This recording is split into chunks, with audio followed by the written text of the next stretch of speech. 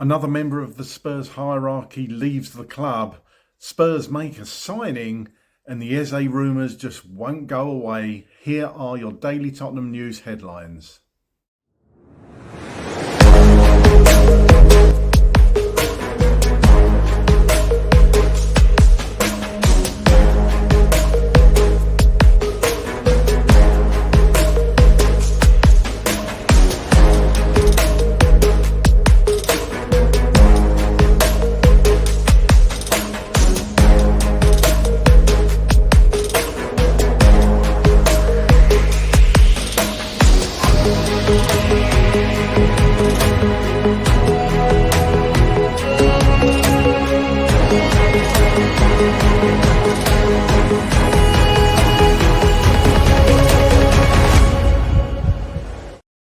Hello, my name's Craig and here are your daily Tottenham news headlines. Let's get into it.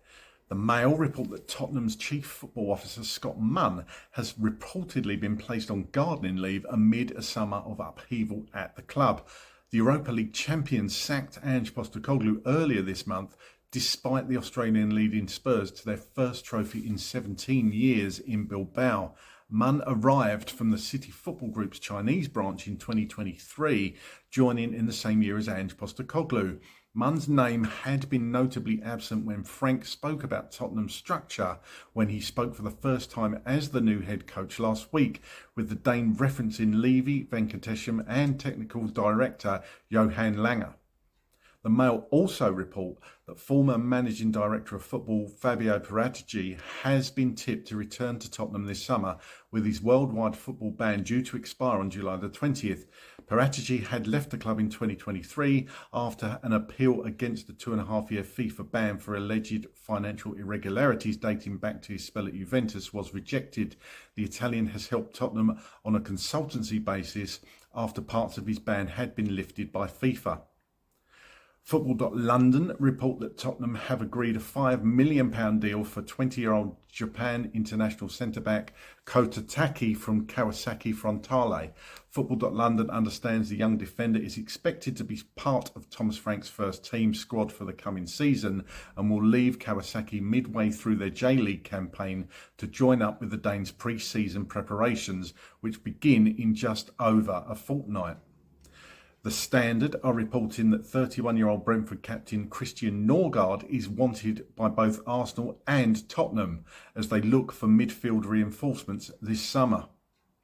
Again, Team Talk report that Richarlison has now emerged as a target for Galatasaray and Spurs are said to have given the green light for the frontmen to join them. Tottenham are open to a loan or permanent deal for the Brazilian striker. And The Guardian report that Tottenham are weighing up a move for Eberechi Eze and believe the Crystal Palace forward would be open to joining them. Spurs have a long-standing interest in Eze, not to mention close connections with the agency that represents him, and they have discussed whether to make him a statement signing for the new manager Thomas Frank. Eze is represented by the influential CAA base agency, which has a number of players at Spurs, including the captain Son Heung-min, James Maddison and Pape Sarr. Okay, well, here's my thoughts on all those stories. Again, slim pickings pretty much today, albeit we did sign somebody, or looks like we're going to be signing somebody imminently, at least agreed a fee. This first report about Scott Munn being put on gardening leave, this is not really a surprise. We all kind of expected this. Rumours that Scott Munn was going to go were rife last week, and Spurs have really torn apart the management structure so far. So I wonder if there's going to be any more changes there. But Scott Munn obviously placed on gardening leave. A lot of people would turn around, to be honest, and say, well, what's Scott Munn done? You know, we don't see him, we don't hear from him.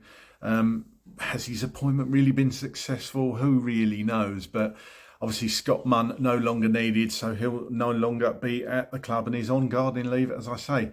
And the Mail also reporting there that Paratici, or Paratici as his name is, he could be well coming back to Spurs. I like Paratici, actually. I met him once, really nice guy. Done a lot of good transfers, done a lot of good work for Tottenham. Obviously, people will point to the Nuno deal that he did. Yeah, you're not going to get everything right, but I must admit I do like Paratici. I think he's going to be good for Tottenham, and should he come back, I think he'll do some really good deals. Obviously, we've heard before he has about 10 deals ready to go and then pushes the button on the one that the manager wants. So that will be interesting if Paratici comes back to the club.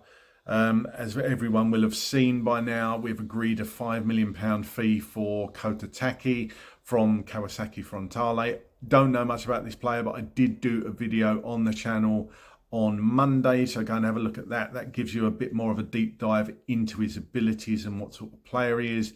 But again, this is a prospect player. He's 20 years old, so is he going to go straight into the first team squad? I guess Thomas Frank is going to have a look at him in pre-season to see what he's all about.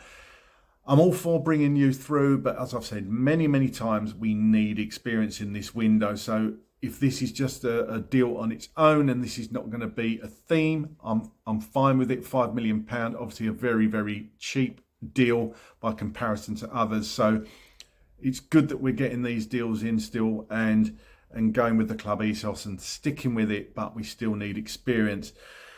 And experience leads on quite nicely to the report in the Standard about Christian Nørgaard. I'm not sure about this one myself. He's 31 years old. It doesn't seem like a type of Tottenham deal. Obviously, Thomas Frank is going to love the player, but is he one for Tottenham? I'm not so sure. A great player, but this doesn't seem like the sort of Tottenham deal to me. I'm not sure we're going to recruit a 31-year-old. And again, Richarlison links with Galatasaray. If Richarlison wants to go, I'll be happy to see him go. I don't mind also if he stays, but I think it's probably time for Richarlison to move on.